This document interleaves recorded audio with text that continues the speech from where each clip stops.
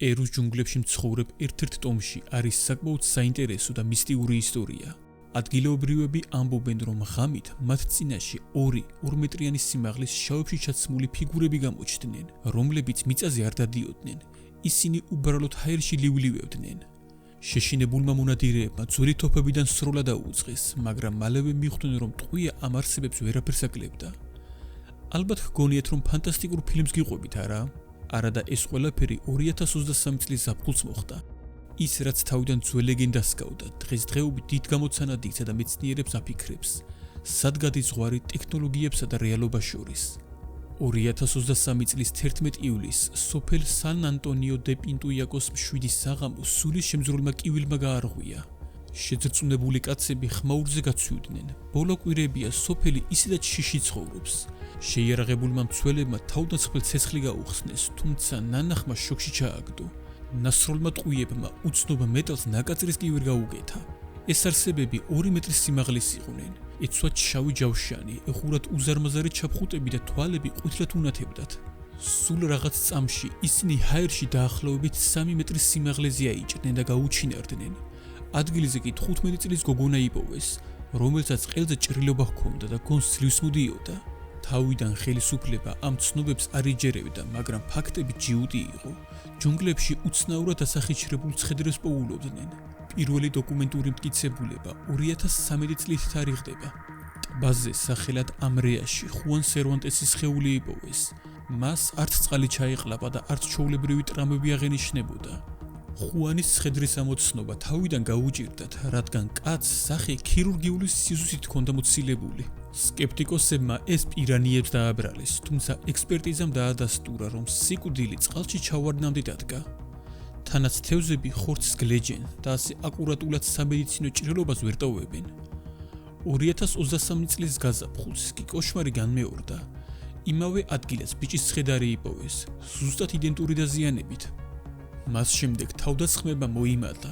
2 სექტემბრის საღამოს დაახლოებით 7 საათზე პაბლო ვერდალისი საკუთარი სახლის ვერანდაზე იჯდა, როცა სულ რაღაც 15 მეტრში ხეებს შორის უცნაური ნათებები შენიშნა. აბოლოს მთელი ოჯახი გამაუგნებელი სანახაობის მომსწრე გახდა. მათ წინაშე იდგნენ 2 მეტრზე მაღალი ჰუმანოიდები, რომლებსაც კოსმოსური სკაფანდრის მსგავსი ჯავშანი ეცვათ. შავი ჩაფხუტები მთლიანად უფარავდა სახეს და მხოლოდ ყვითელი მანათობელი თვალები ჩანდა. ყველაზე წარმოუდგენელი კი ის იყო, რომ ისინი მიწაზე კი არ იდგნენ, არამედ მცირე ზომის დისკებზე, რომლებითაც ჰაერში ტივტივებდნენ. პაბლომ დრო არ დაკარგა, თოფი აიღო და ესროლა. ჯავშანმა ნაპერწკლები გაყარა, თუმცა არსება უვნებელი გადარჩა. საპასუხოდ უცნობმა სხივი ესროლა, რამაც კაცი წააქცია და რამდენიმე საათით გათიშა. თავდამსხმელები კი ცაში აიჭრნენ და ღამის წყუდიათში გაუჩინარდნენ. ამ მოვლენების ეპიცენტრად სან ანტონიო დე პინტუიაკო იქცა, სადაც მოხვედრა მხოლოდ მდინარე ნანაიაზე 10 საათიანი ნაოსნობითაა შესაძლებელი. 2023 წლის ზაფხულში ამ სოფელში ყოველდღიურად ხედავდნენ უცნაურ მოვლენებს. სოფლის ლიდერი იერა დავილა თითოეულ შემთხვევას აღრიცხავდა და ყველა აღწერილობა ერთმანეთს ემთხვეოდა. შავი ჯავშანი, წაგრძელებული ჩაფხუტები და ყვითელი თვალები. ეს არსებები ფეხით არ დადიოდნენ.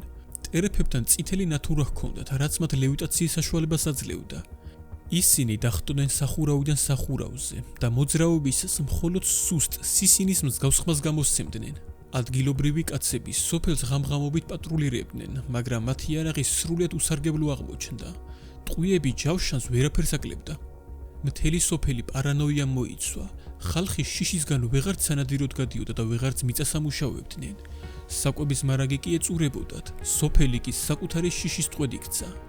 არავინ იცოდა რა იყო თავდასხმის რეალური მიზეზი, თუმცა ყველაფერი მას შემდეგ შეიცვალა, რაც 15 წლის გოგონას თავს გადახდნილი ამბავი ცნობილი გახდა.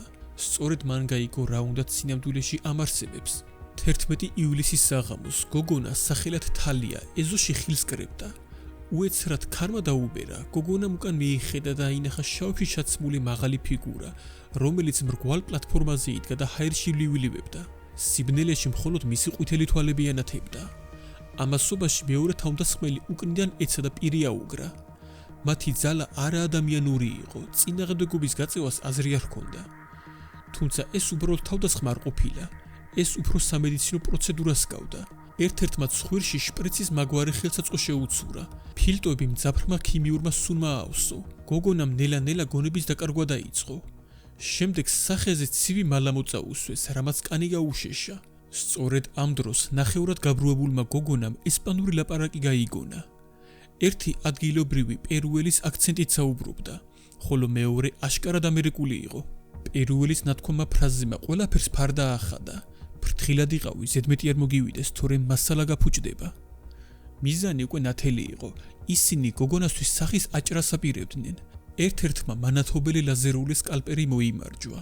ხელსაწყოების ზუზუნით და დამწვარი ხორცის სუნით გოგონა მიხვდა, რომ ოპერაცია უკვე დაწყებული ჰქონდათ.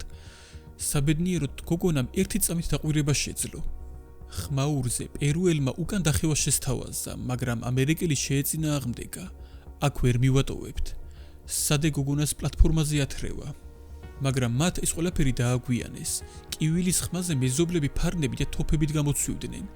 თავდასხმელებმა მსხვერპლი მიატოვეს და ცაში აიჭრნენ. მიწაზე კი მხოლოდ ორი იდეალურად მრგვალი კვალი დატოვეს. იკიტუს ტომის უხუცესებისთვის ეს ამბავი ერთდროულად შოკის მომგვრელიც აღმოჩნდა და საზარერად ნაცნობიც.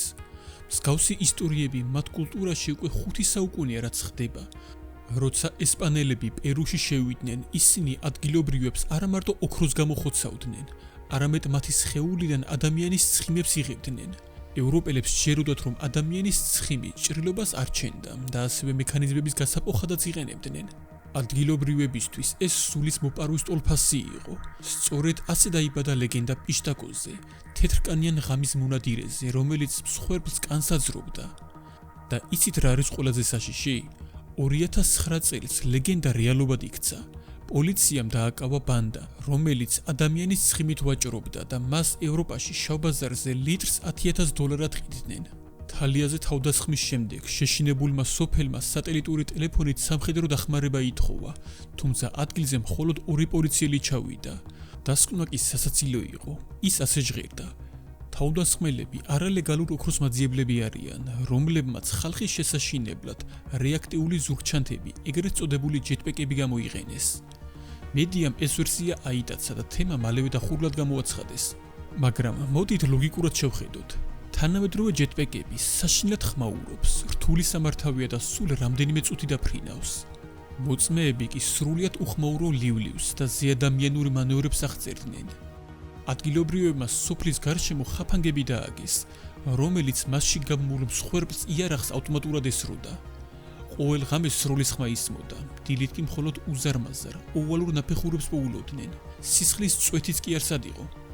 ასევე უნდა აღინიშნოს კიდევ ერთი ძალიან საეჭვო დამთხვევა. სანამ სოფელს უცხოპლანეტელები უტევდნენ, იქვე ახლოს ამერიკის სამხედრო წვრთნები მიმდინარეობდა. 87 საზღვაო ქვეითი რეგიონში იმყოფებოდა. ოპერაციაში ამერიკული არმიის სხვადასხვა დანაყოფები მონაწილეობდა, მათ შორის კოსმოსური ძალები. რაში სჭირდებოდათ კოსმოსურ ძალებს ჯუნგლებში წვრთნა? ეს კითხვა დღემდე პასუხგაუცემელია. თალიას ჩვენება ამერიკულ აქცენტზე ყველაფერს სულის და მიუთითებს, რომ ეს შესაძლოა ერთობლივი საიდუმლო ოპერაცია ყოფილიყო. დიდი ალბათობით მოწმეებმა უცხოპლანეტელები კი არა, უახლესი სამხედრო ტექნოლოგიების ტესტირება იხილეს. მაგალითად, ის უხმო ლივლივი, რაზეც ყველა საუბრობდა, შეიძლება ექსპერიმენტული ელექტრომაგნიტური სისტემით ან სპეციალური ვენტილატორებით აიხსნას. ტყვია გაუნტარი კანი ძალიან ჰგავს საბრძოლო ეგზოჩონჩხს ტალოს, რომელიც ჯარისკაცის ფიზიკურ ძალას აათმაგებს. მანათობელი ყვითელი თვალები ღამის ხედვის თანამედროვე ხელსაწყოებია. სხეულზე აღმოჩენილი დამწვრობები კი მიმართული ენერგიის იარაღის კვალს გავს. პერუს ჯუნგლები კი იდეალური პოლიგონია ასეთი საიდუმლო ცდებისთვის. გაუვალი ჯუნგლები, ნული კონტროლი და არანაირი ჟურნალისტი. 2023 წლის ოქტომბერში ალყაშემორტყმულ სოფელს როგორც იქნა საშუალება გამოუჩნდა. ამერიკელი მკვლევარი ტიმ ალბერინო და ყოფილი სამხედრო ქვეითი დარკ ტორტომამ კერძო ექსპედიცია მოაწყეს, რათა სიმართლე გაერკვია და ხალხს დახმარებოდნენ. მათ ჩაიტანეს საკვები, მედიკამენტები და რაც მთავარია, ტექნიკა, მძლავრი ფარნები, რაციები და ღამის ხედვის მოწყობილობები ჩაწერეს ფუნქციით. მკვლევარებმა სოფელში რამდენიმე დღე გაატარეს. ადგილობრივი კაცები იარაღს დღისითაც კი არ უშვებდნენ ხელიდან, თუმცა მათი არსენალი საშინელ მდგომარეობაში იყო. იარაღების უმეტესობა დაჟანგებული იყო. სოფლის გარშემო ხეები გაჩეხეს, რომ სიბრილიდან მომავალი მტერი უკეთ დაენახათ. ტორონტომმა მათ პატრულირების ტექნიკა და იარაღთან მოპყრობის წესები ასწავლა, რომ პანიკის დროს ერთმანეთი არ დაეხოცათ. მრავალი ინტერვიუს ჩაწერის შემდეგ ალბერინო დარწმუნდა ერთ რამეში, ხალხი არ ცრუობდა, თუმცა მას არ სჯეროდა, რომ საქმე უცხოპლანეტელებთან გვაქვს. მისი ვარაუდით, ეს არის უძლიერესი საერთაშორისო ორგანიზაცია, რომელიც ტრაფიკინგით და ადამიანების ორგანოებით ვაჭრობით არის დაკავებული და ამისთვის უახლეს შესაძლოა ეგრეთ წოდებულ უკუინჟინერიით შექმნილ ტექნოლოგიებს იყენებდეს. სტატისტიკა მართლაც შოკის მომგვრელია. პერუში ყოველწლიურად დაახლოებით 12000 ქალი უჩინარდება, მათი უმეტესობა არასრულწლოვანია. ზოგი ტრაფიკინგის მსხვერპლი ხდება, ზოგი კი უკვალოდ ქრება. დაკარგულების მხოლოდ 10-15% ბრუნდება სახლში. ადამიანების ორგანოებით ვაჭრობის შავი ბაზარი მილიარდობით დოლარს ითვლის. მიყურადებული სოფლები ასეთი საქმიანობისთვის იდეალური ადგილია, რაც თავდასხმებს მარტივად ხსნის.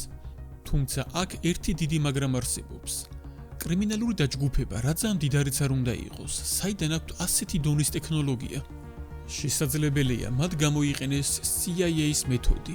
1950-იან წლებში ფილიპინებში ამერიკული სამხედრო ძალები კომუნისტურ დაჯგუფებას ებრძოდნენ. ამ ბრძოლაში გამოიყენეს ადგილობრივი ლეგენდა ასვანგაზზე, სისხლის მსმელ მონსტრზე.